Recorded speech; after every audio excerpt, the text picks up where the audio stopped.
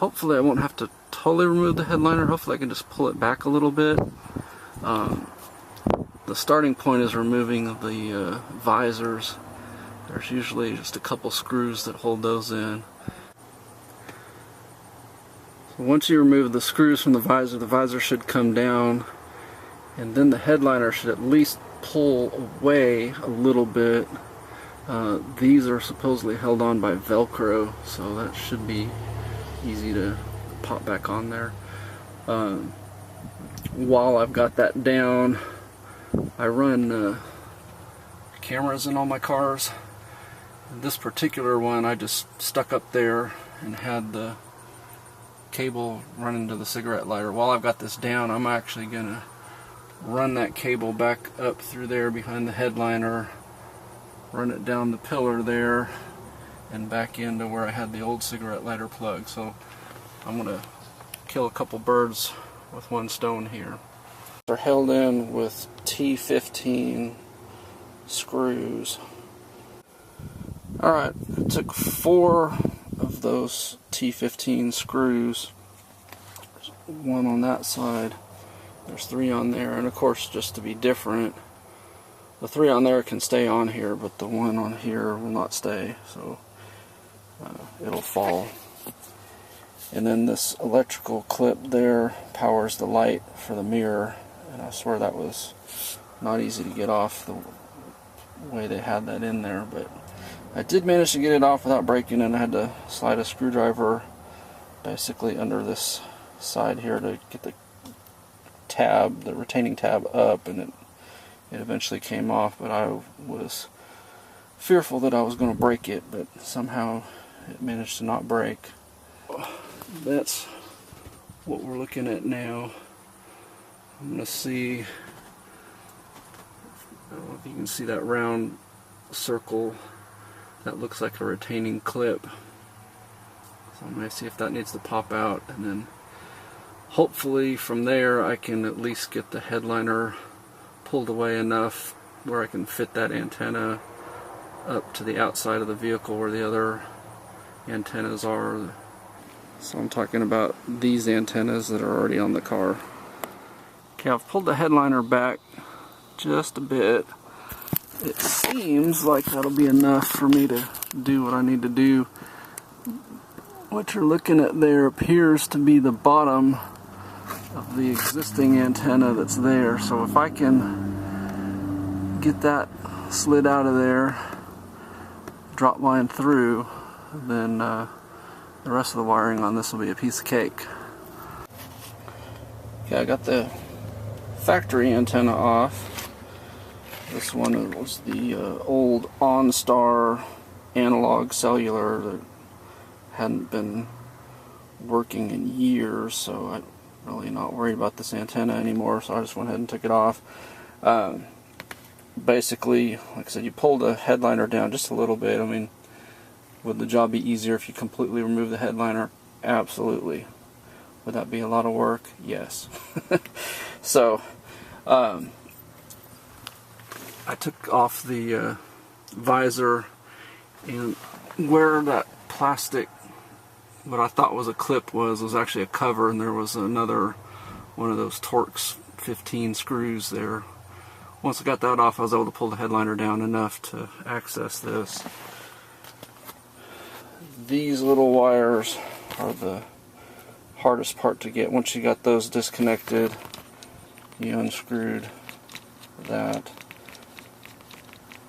I'm thinking that was a 10mm, I don't remember now. And then that little piece there was like a lock nut. Once that falls off, you just lift this straight out from the top. So, that's done. I'm going to go ahead and start fishing the GPS antenna through where this was. I'm going to have to clean up that where this was around the hole, and probably use some alcohol and so forth, because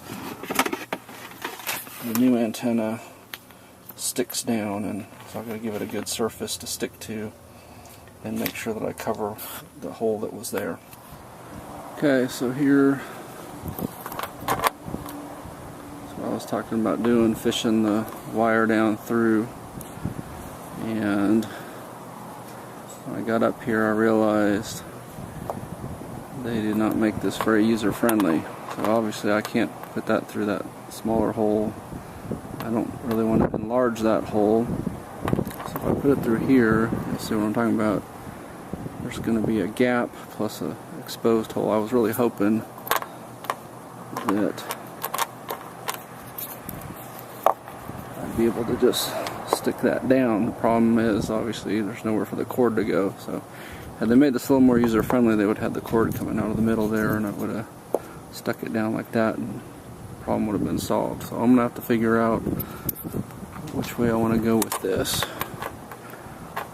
Probably going to end up doing something like this, and then putting something in that hole, which is not ideal.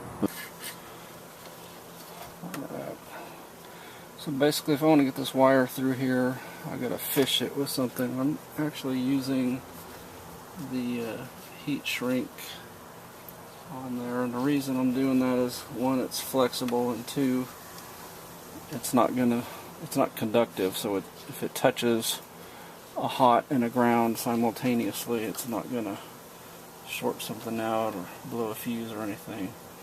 Then I'm gonna tape the wire that I'm wanting to pull through to the end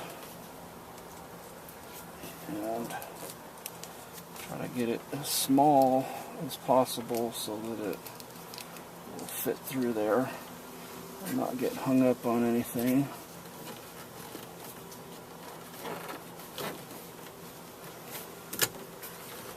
And it's good to help it from both sides. There's nothing worse than getting it halfway through and then the tape pulls off and they're stuck trying to fish it back the other way.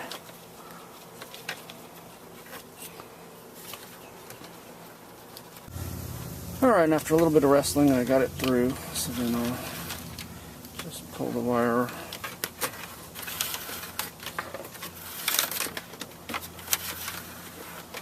And that's just sort of the process. You just keep fishing it through places till you get it where you want it to be. Alright, so I finally fished the antenna wire up through there. Came back around, and so I now have plenty of clearance on that wire to attach to the back of the stereo when I put it back in. So, and like I said, this just snaps in, and then replace those bolts. All right, now I'm running the backup camera wire. You see it coming through here. So basically, it's just a fishing job. I'm running it through there, and you see I've got this little attachment there, and it's going to pull it down through there and hopefully not drop it on the way. I did pre-measure this, and it looks like there's just enough wire to make it from back of here all the way out to the very back of the truck. There's probably no extra wire on this one, so I'm going to have to be very efficient at running this with as straight a run as I possibly can. And getting this wire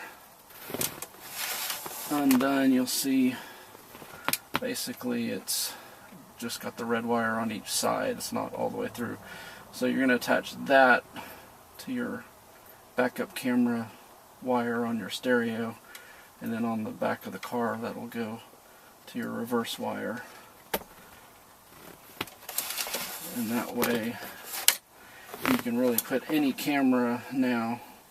Once this is in, you won't have to change the stereo, you'll just change the camera if you needed to.